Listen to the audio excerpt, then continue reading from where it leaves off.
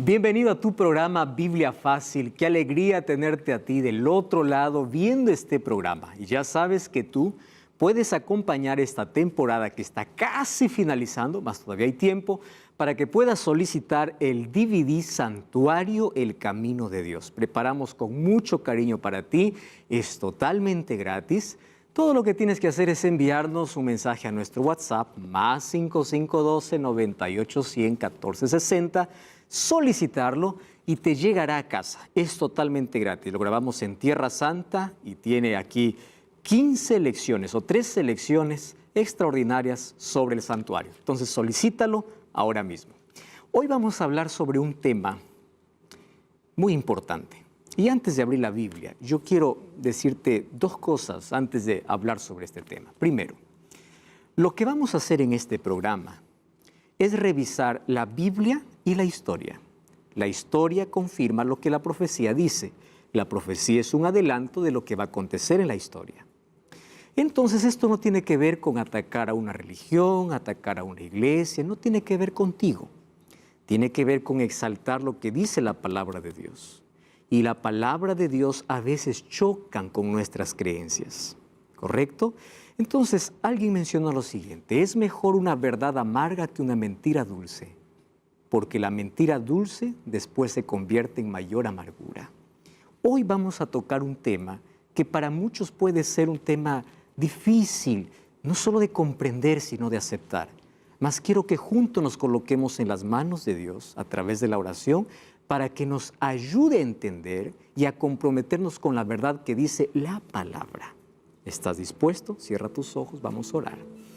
Querido Dios, estamos listos para abrir tu palabra y queremos que tu palabra sea exaltada y que Jesús pueda ser visto con tal nitidez que todos podamos verlo, seguirlo, amarlo.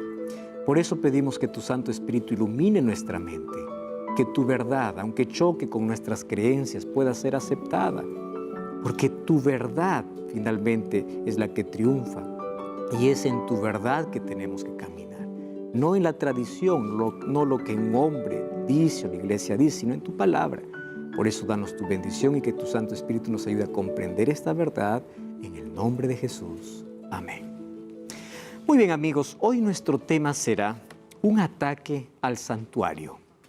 ¿En qué momento el santuario fue atacado? Y no estamos hablando de la destrucción que ocurrió en el año 70, allí con General Tito, que destruyó el templo, sino que este santuario sería atacado por el enemigo de Dios.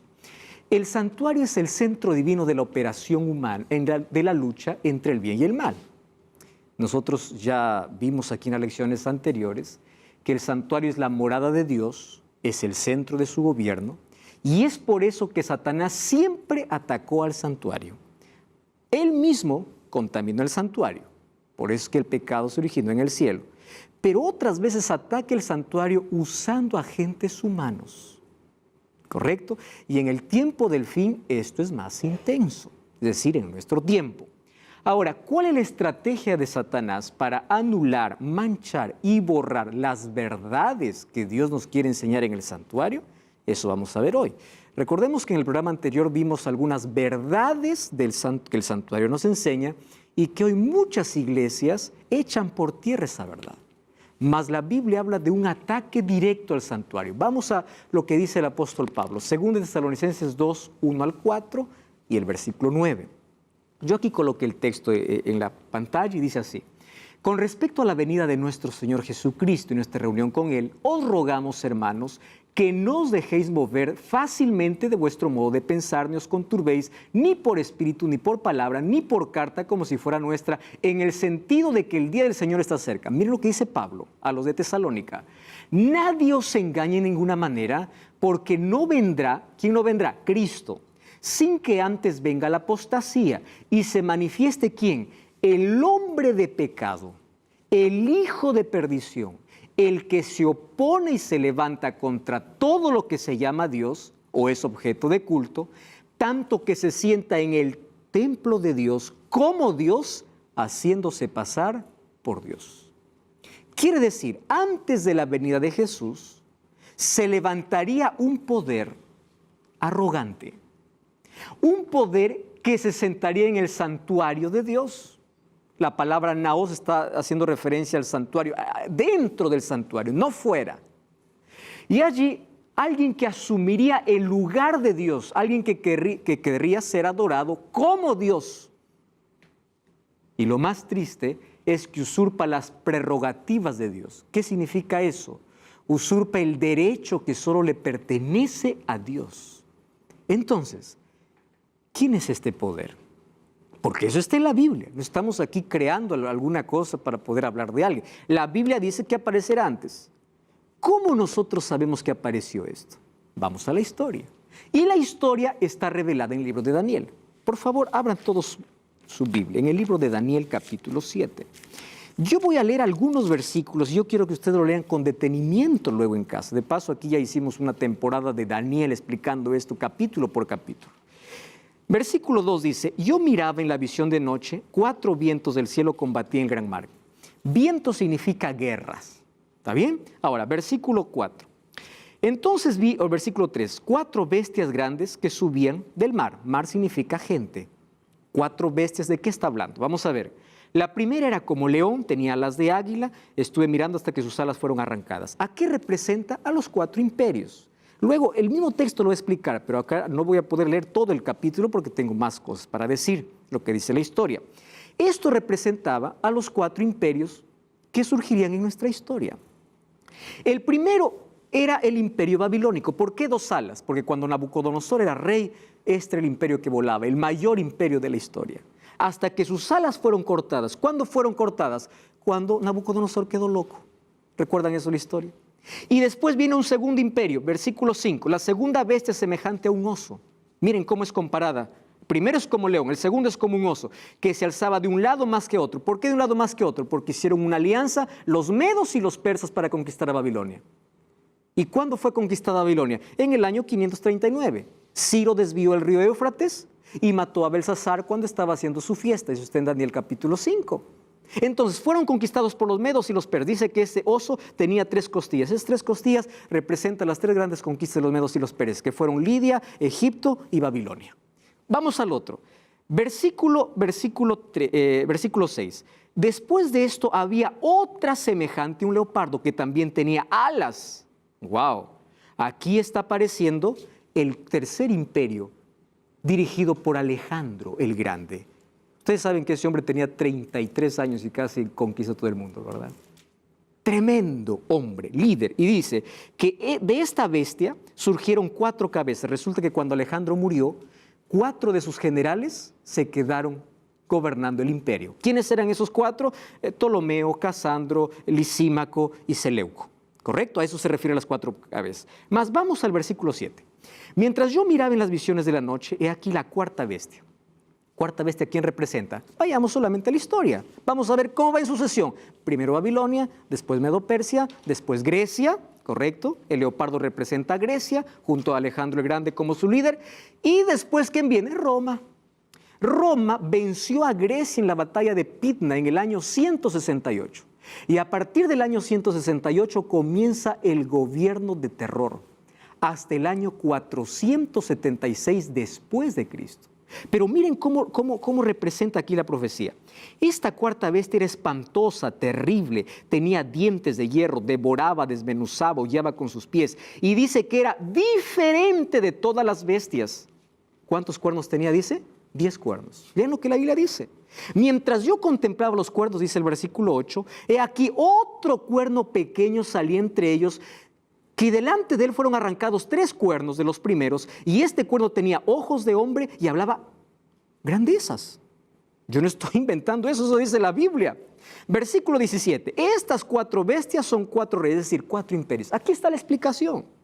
Miren lo que dice el versículo 20. De los 10 cuernos que tenía en su cabeza y el otro que había salido, es decir, el cuerno pequeño, del cual se habían caído 3, este mismo cuerno tenía ojos, boca que hablaba grandes cosas, parecía más grande que los demás. Ese cuerno, dice, hacía guerra contra los santos. Eso está diciendo la Biblia. Versículo 23, la 4ª bestia será un 4º reino, pero diferente. Versículo 24, los 10 cuernos significan 10 reyes, tras de ellos se levantará otro diferente y derribará a 3. Hablará palabras contra el Altísimo, a los santos del Altísimo quebrantará y pensará en cambiar los tiempos y la ley. Eso yo no estoy inventando, eso dice la Biblia. Vamos entonces que la historia nos diga cómo sucedió eso. Entonces vamos aquí a la interpretación histórica. Los 4 imperios que menciona aquí en 4 bestias, bestia significa poder, son Babilonia, Medo-Persa, Grecia y Roma. Resulta que Roma sería diferente a los otros. ¿Por qué? Porque tendría 2 momentos distintos.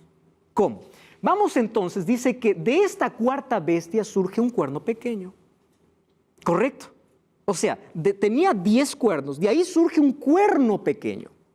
Este cuerno pequeño, ¿cuáles son sus características? Primero, subió de entre los 10 del 4.º animal. ¿A qué representa el 4.º animal? Roma. ¿Correcto? Es decir, ¿de dónde nació este poder? De Roma. Número 2, arrancó 3 cuando nació. No se olviden esos detalles que está ahí en Daniel 7. Tiene ojos de hombre, que significa astucia, sagacidad.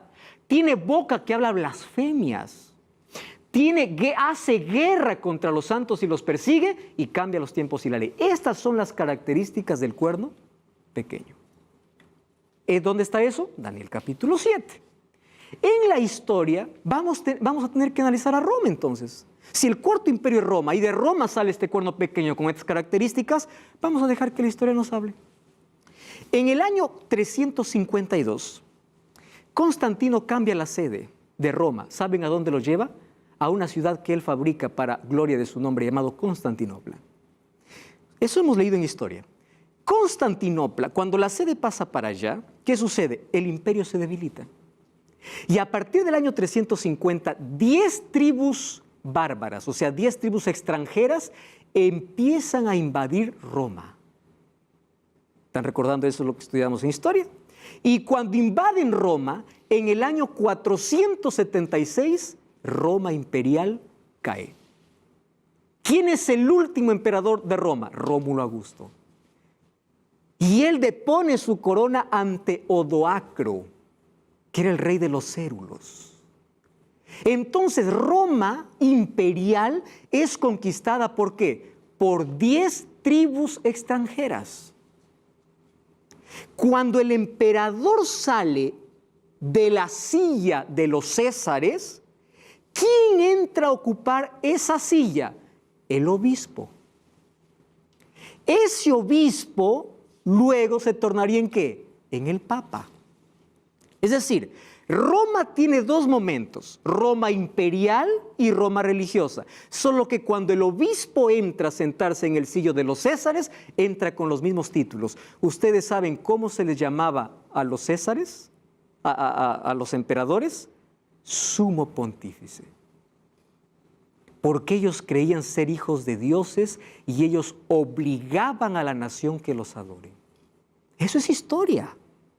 ¿Cuándo ocurrió eso? En el año 476. Solo que Odoacro fue conquistado por Teodorico, que era el rey de los ostrogodos. Y ahí comienza una lucha. Y ahí aparece un hombre, estoy resumiendo mucho la historia, llamado Franco Clodoveo, que su esposa era Cleotilde, convertida al catolicismo.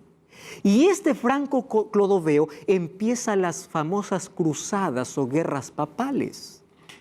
Entonces, de las 10 tribus que conquistaron Roma, habían 3 que no estaban de acuerdo con el obispo de Roma. ¿Y qué cosa hace? Ahí aparece otro hombre llamado Justiniano. En el año 533 declara al obispo de Roma como cabeza de todas las iglesias, pero no puede ser cabeza hasta que haya destruido a 3. Cuando destruyó a las 3 tribus opositoras, entonces comenzó una hegemonía, es decir, la Roma imperial pasó a ser ¿qué cosa? Roma papal. Exactamente como la profecía lo dice. ¿Cómo decía? ¿De dónde saldría? Del 4.º imperio. Cuando nacería, arrancaría 3. Ahí están las 3 tribus que fueron destruidas para que éste tenga poder. ¿Y cuándo inicia ese poder? Inicia en el año 538. Entonces, de la 4ª bestia sale el cuerno pequeño. Ese cuerno pequeño, para que salga, tiene que derrubar a 3. ¿Y qué hay de los 7 cuernos que quedaron? Esos 7 cuernos que quedaron y que dividieron Roma, ellos hicieron lo que hoy llamamos Europa. De ahí nació Alemania, España, los vándalos, álamos, suevos, visigodos, burgundios, francos, lombardos, anglosajones, ostrogodos y érulos. De estos fueron destruidos 3 y los demás salió lo que hoy es Europa, lo que antes solamente era un imperio. Así entonces se convirtió Roma imperial a una Roma religiosa, Roma papal. Ahora, continuemos allí con la historia. Muy bien, dice que este cuerno pequeño habla grandezas porque tiene boca. Recuerden que este era diferente, dice. Este cuerno tenía ojos y tenía boca. Eso dice Daniel, eso dice la Biblia. ¿Qué significa hablar grandezas? Hablar blasfemias. ¿Qué es una blasfemia en la Biblia? Marcos 2, 5 al 7 dice así: al ver Jesús la fe de ellos, dijo al paralítico, tus pecados te son perdonados. Mas algunos escribas pensaban en sus corazones, ¿por qué este habla así? Blasfemia dice, ¿quién puede perdonar pecados sino solo Dios? ¿Qué cosa es una blasfemia según la Biblia? Que alguien diga que puede perdonar pecados, no siendo Dios. Solo que los fariseos estaban equivocados porque Jesús sí podía perdonar pecados. ¿Por qué sí podía Jesús? Porque Él era Dios encarnado. Sin embargo, en la Biblia, una blasfemia, ¿qué cosa es? Creer que puede perdonar pecados.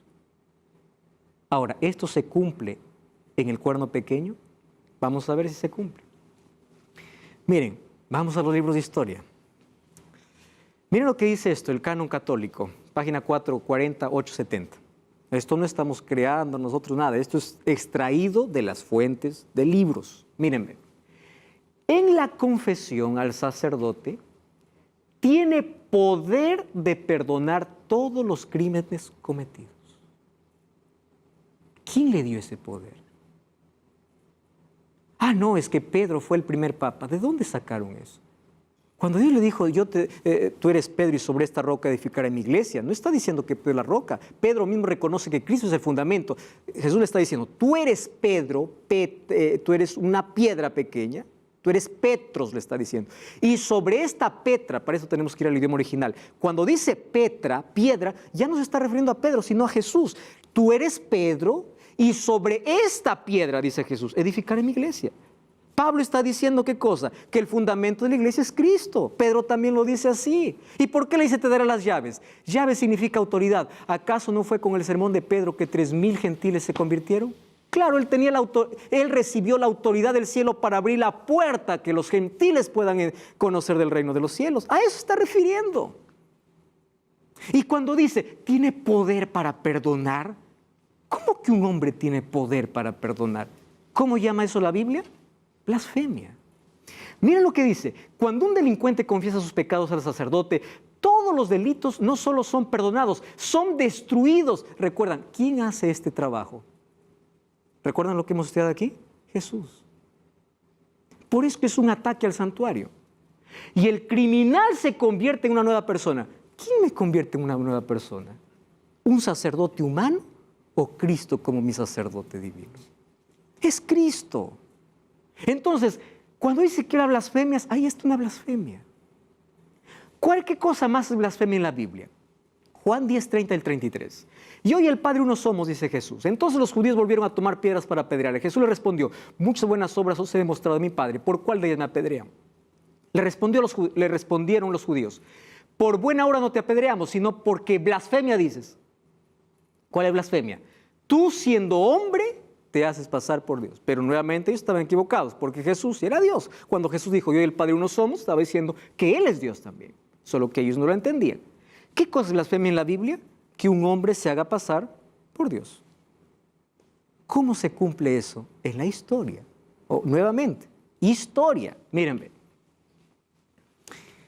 El Papa León XIII dice así, los papas tenemos sobre la tierra, escuchen lo que dijo el Papa León XIII, el lugar de Dios Todopoderoso. Tenemos el lugar. ¿Qué es esto? Blasfemia. Miren lo que dice el Diccionario Eclesiástico Católico, un artículo del Papa. El Papa es de tan grande dignidad y exaltación que no es un mero hombre, sino es como Dios y sustituto de Dios. El Papa es de tan grande autoridad y poder que puede modificar, explicar, interpretar las leyes divinas. Cualquiera que sea, es Dios. Entonces eso no es un invento, no estamos creando. Ahí está, artículo del Papa, Diccionario Eclesiástico Católico.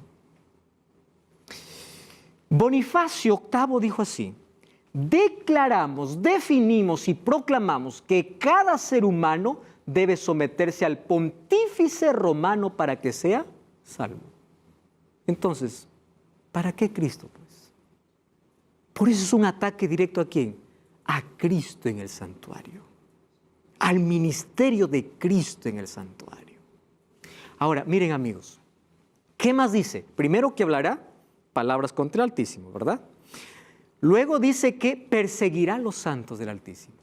Muy bien. ¿Y qué cosa dice Daniel capítulo 7? Volvamos a Daniel capítulo 7. Dice que perseguirá a los hijos de Dios por un tiempo. Fíjense allí lo que dice. Vamos allí a Daniel capítulo 7, versículo 25. Hablará palabras contra el Altísimo, a los santos del Altísimo quebrantará, pensará en cambiar los tiempos y la ley, y serán entregados en su mano. ¿Cuánto tiempo dice? Tiempo, tiempos y medio tiempo. Esto en profecía, ¿qué cosa sería? Un tiempo, un año, 2 tiempos, 2 años, medio tiempo, medio año. ¿Cómo esto se cumple en la historia? Ojo, la interpretación es histórica, es bíblica, histórica. No estamos añadiendo nada más. En la Biblia hay por lo menos 2 profecías donde dice que un poder religioso perseguirá. En el libro de Daniel capítulo 12, abran por favor, Apocalipsis capítulo 12. Versículo 6, dice así, miren, la mujer que representa a la iglesia huyó al desierto, a lugares desolados, donde tiene lugar preparado por Dios para que allí la sustente por 1260 días. 1260 días en profecía equivale a 1260 años. Entonces, tiempos y la mitad de un tiempo es igual a 1260 años. No es que son diferentes periodos, pero tú puedes pensar, ¿cómo es posible que 3 años y medio equivalgan a 1260 años? Vamos a analizar eso en la profecía. Mírenme, un tiempo, un año, 2 tiempos, 2 años, medio tiempo, medio año, total 3 años y medio. Vamos a analizar entonces. Un año, ¿cuántos meses tiene? 12. 2 años, ¿cuántos meses tiene? 24. Medio año, ¿cuántos meses tiene? 6. Sumen, 24 más 12 más 6, igual 42. Muy bien, 42 meses. ¿Cuántos días tenía el mes judío? 30. 42 por 30, ¿cuánto es? 1260. Entonces, la profecía de tiempos y la mitad de un tiempo es la misma cuando habla 42 meses, en Apocalipsis también va a decir 42 meses y también va a decir 1260 años. ¿Qué significa eso? Por 1260 años tenemos que ir nuevamente a los libros de historia. ¿Qué ocurrió desde el año 538 cuando el obispo comenzó a hacer lo que quería, Todos hemos estudiado la Edad Media, ¿verdad? La Edad Oscura. 1260 años. Hubo oscuridad sobre la tierra, hubo persecuciones, se perseguía a los herejes. ¿Quién era un hereje? ¿Quién no obedecía al Papa? Él era un hereje. Recuerden de la Santa Inquisición, no sé de qué de santo tenía. Estrangular, matar, destruir. Por eso dice que a los santos persigue. ¿Y qué más dice? Los vence. Entonces comienza en el año 538, ustedes suman, más 1260, llegamos exactamente a 1798. ¿Qué sucede en 1798? El Papa Pío VI está celebrando su coronación en la Capilla Sixtina y el general, o Napoleón Bonaparte, mandó al general Berthier y tomó prisionero al Papa y le quitó todos sus derechos. Y de ahí la historia nos ha enseñado, de ahí viene la otra era, la era de la revolución, la era, etc. Después de la Edad Media, después de 1260 años, después de 12 siglos de opresión y de persecución, ahora el mundo vino para rebelarse incluso en contra de Dios, porque un poder religioso, en lugar de dar testimonio del Dios de quien decía servir, oprimía al pueblo. De allí viene la Revolución Francesa un poco después, en rebelión a todos esos 1260 años. Ahora, presten atención. Estos 1260 años están en la historia. No hay manera de borrarlo. Miren lo que dice este libro, Romanismo y Reforma. 12 siglos de tinieblas, las crueles cruzadas, horrores de la Inquisición están colmados de pasajes oscuros, cárceles, registros teñidos de sangre. No hay nadie que puede borrar esto de la historia. ¿Recuerdan ustedes que el Papa pidió perdón, incluso por estos años? Es que no hay manera de quitarlo esto. Pero esto ya estaba en la profecía. Entonces algunos dicen, no, pastor, eso fue, hay un hombre llamado Antíoco, que él fue el que profanó el santuario, porque él quemó cerdos en el altar de sacrificio. No, si ustedes leen Daniel capítulo 7, dice que este poder surgió de la cuarta bestia. Antíoco no vivía cuando Roma existía. Entonces tenía que ser un poder religioso. Apareció después de 10 cuernos, es decir, después que invadieron Roma las 10 tribus. Era diferente a los otros porque era un poder religioso. Ustedes saben que hoy ese poder es político y religioso. El Vaticano es un Estado. Tiene poder político y aparte religioso. Tiene los dos poderes, político y religioso.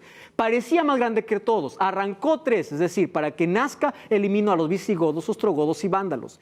Habla blasfemias contra Cristo e incluso dice tener los títulos de Cristo. Hace guerras, recordemos las cruzadas y la Inquisición. Cambió los tiempos y la ley. Vamos a ver cómo cambió la ley de Dios. Ahora vamos a ver. Reinó por tiempos y medio tiempo. Es decir, durante toda la Edad Media era una profecía que la Biblia decía que habría un poder religioso perseguidor. Entonces, todo esto hace referencia a ese poder que ataca al santuario. Entonces, Dios mostró a Daniel desde un comienzo que el cuarto reino, que era Roma, tendría 2 fases, una pagana, imperial y una cristiana. Una de Césares, otro de papas. Un reino cristiano y un reino perseguidor de cristianos. Y esto la historia nos confirma. Entonces, eso es lo que dice la palabra de Dios. Y estamos comparando con lo que la historia confirma. Pero eso no es todo. No cambies el canal, vamos a una breve pausa y ya regresamos. Esta es Biblia Fácil.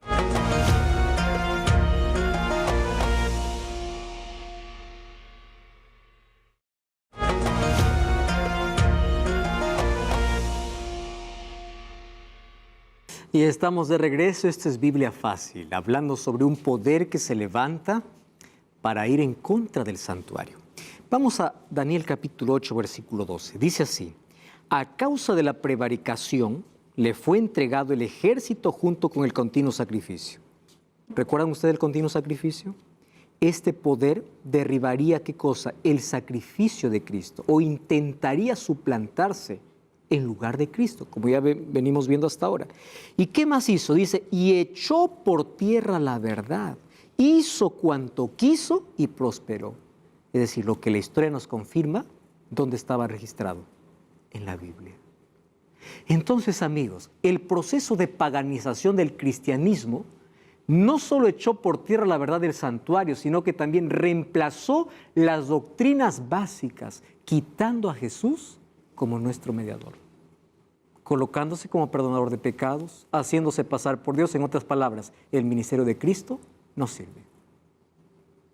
¿Y cómo echó por tierra la verdad? Ustedes saben que en esos 1260 años la Biblia fue prohibida. Y ahí es donde aparecieron tantas tradiciones que hasta hoy se practican que no están en la Biblia. Les voy a poner aquí algunos ejemplos. Mire, 617, invocaciones a los santos. ¿Está en la Biblia? No lo está. 671, fiesta a la exaltación de la cruz. No está en la Biblia.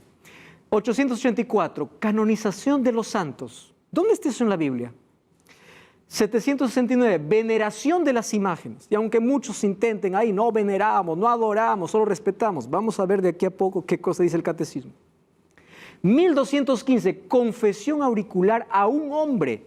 1184, bien adelante, la Santa Inquisición.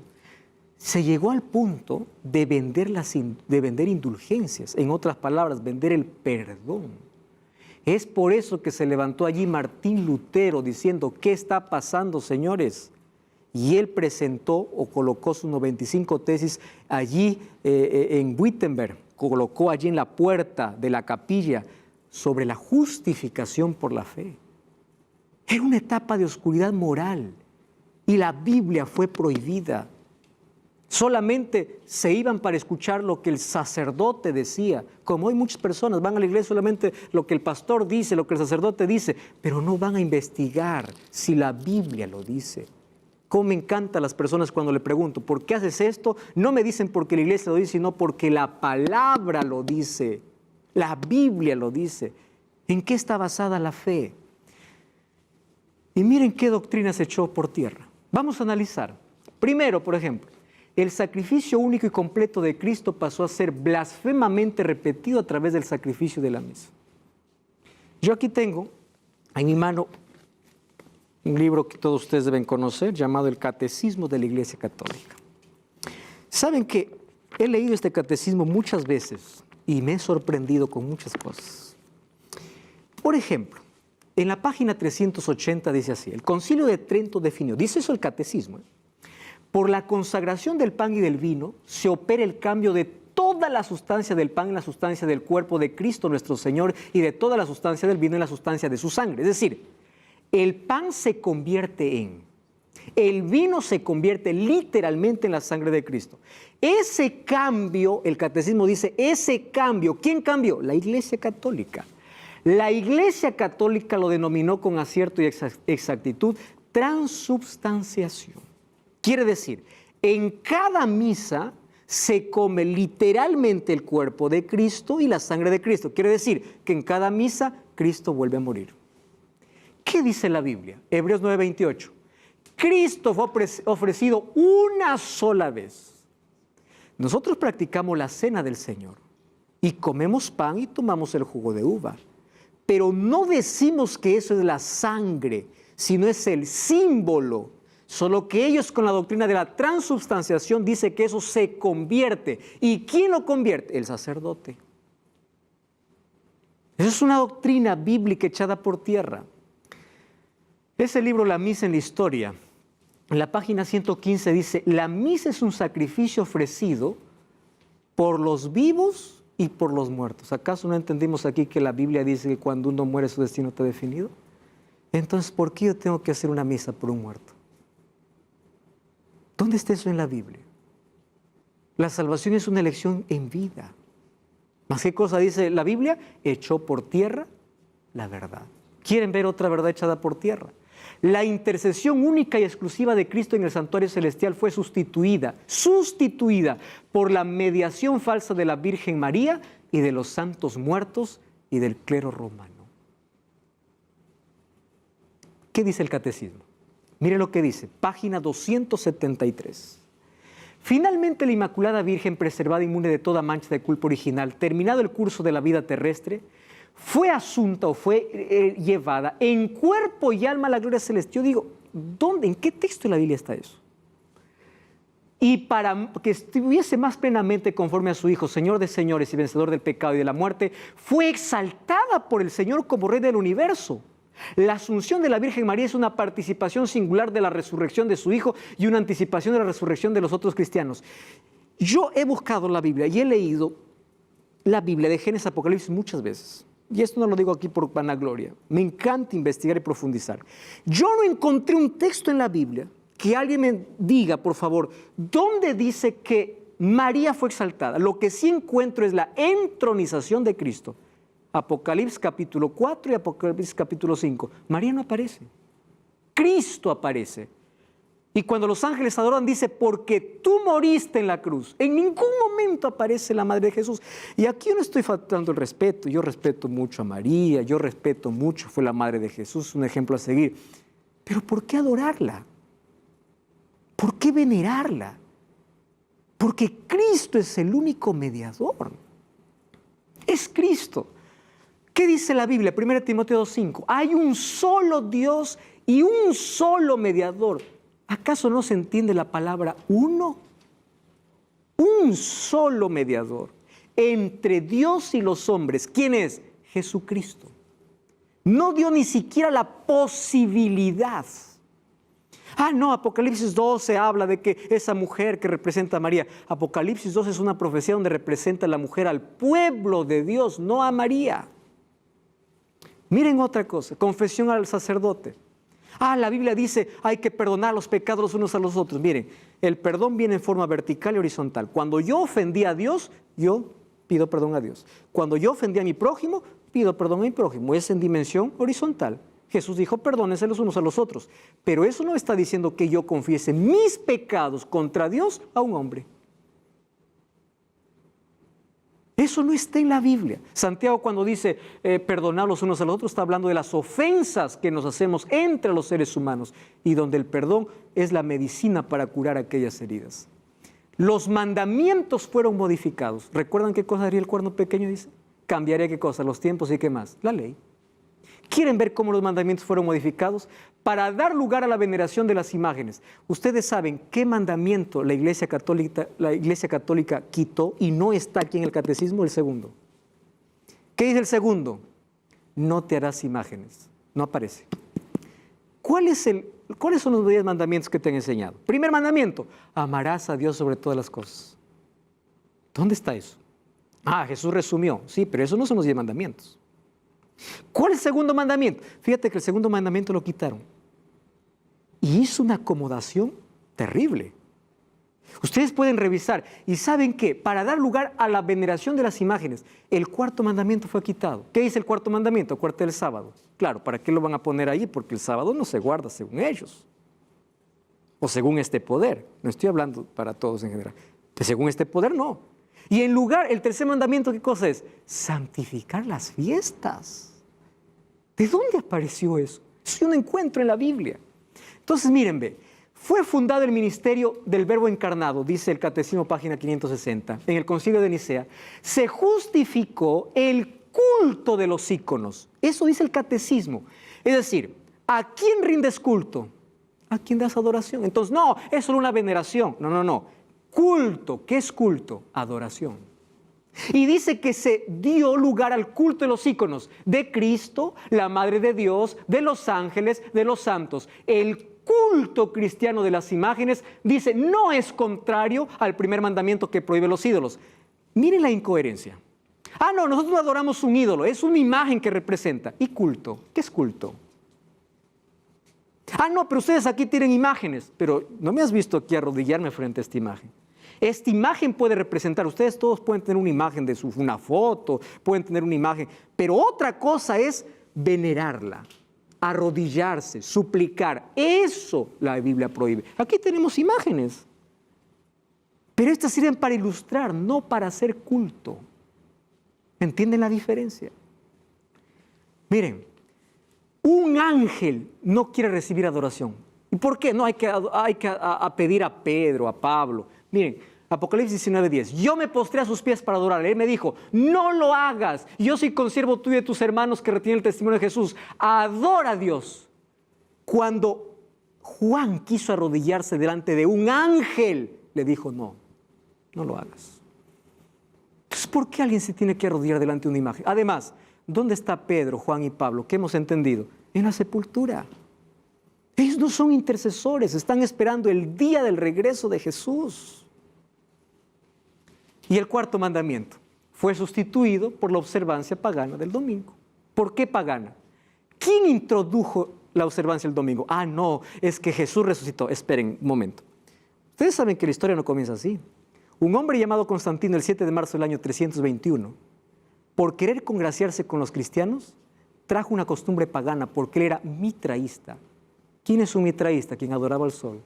Y la adoración al sol se celebraba ¿en qué día? Domingo. Incluso en inglés, ¿cómo es domingo? Sunday, día del sol.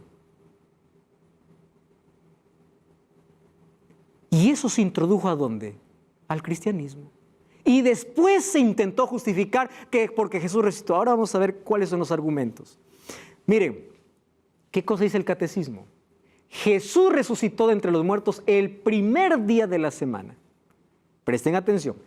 Como primer día, el día de la resurrección de Cristo recuerda la primera creación, mientras el octavo día.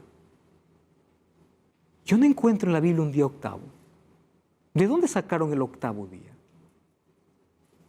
Que sigue al sábado, la Biblia llama al domingo primer día, no octavo día. Mateo, todos los evangelios, al finalizar, habla primer día. ¿Cómo que octavo día? Significa nueva creación inaugurada con la resurrección de Cristo. Para los cristianos se convirtió en el primero de todos los días, la primera de todas las fiestas, el día del Señor. ¿Quién hizo ese cambio? ¿Dónde hay un texto bíblico que diga eso? Mateo 28:1. Mira lo que dice la Biblia. Pasado el sábado, al amanecer, el primer día de la semana. El domingo no es considerado día de reposo ni día del Señor. En el programa anterior descubrimos que Dios dice, mi día, según Isaías 58:13, el sábado. No lo dice una iglesia, no lo dice una religión, no lo dice un pastor, lo dice Dios. Fue Dios quien separó. Y el primer día, o el domingo, ¿cómo se llama? Primer día. Ese es el nombre. Eso es lo que dice la Biblia. No es octavo, tampoco es el día del Señor. Ustedes saben que Papa Juan Pablo II escribió esta carta apostólica llamado Dies Domini.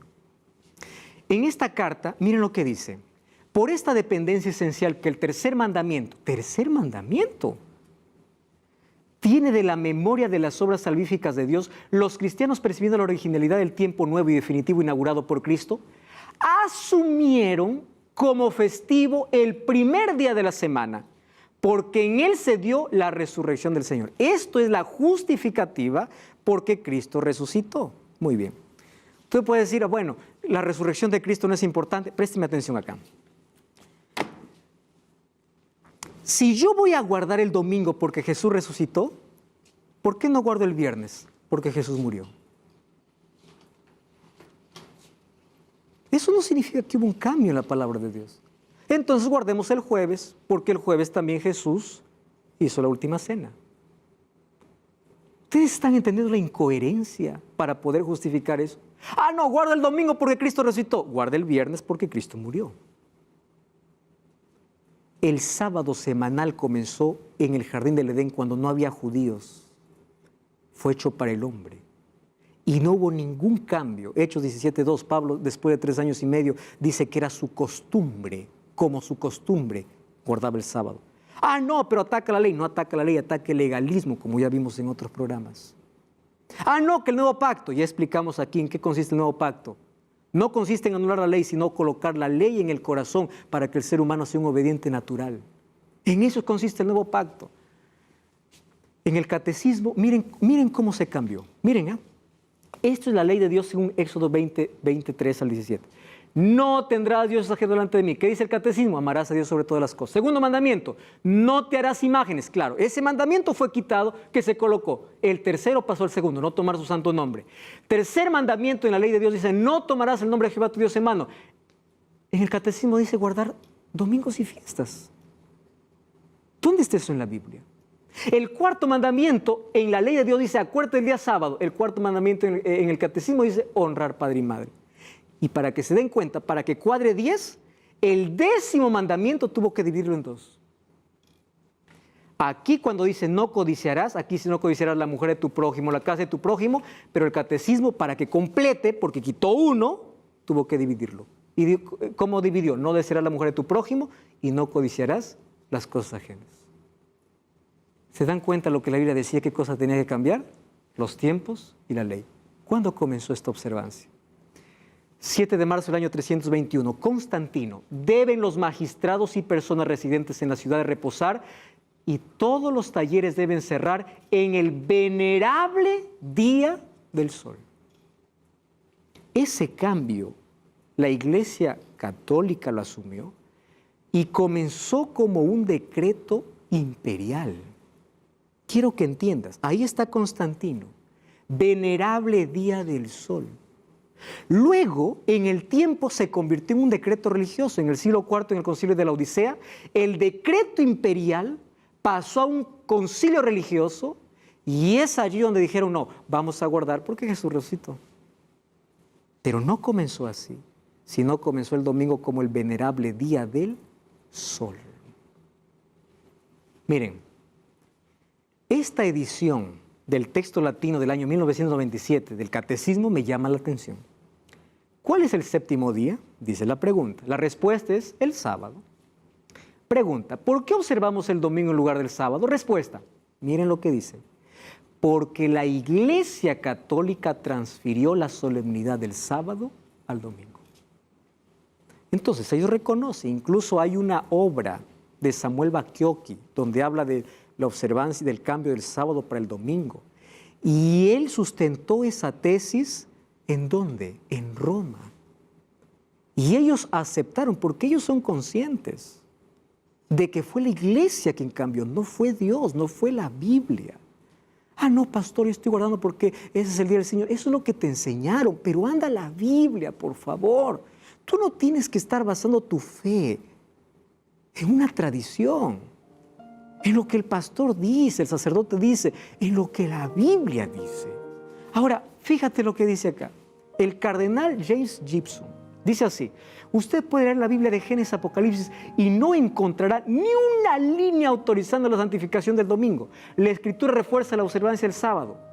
Miren lo que dice este documento. La Iglesia Católica, por más de 1000 años antes de la existencia de un protestante, lo que ellos dicen, por virtud de su divina misión, cambió el día sábado al domingo.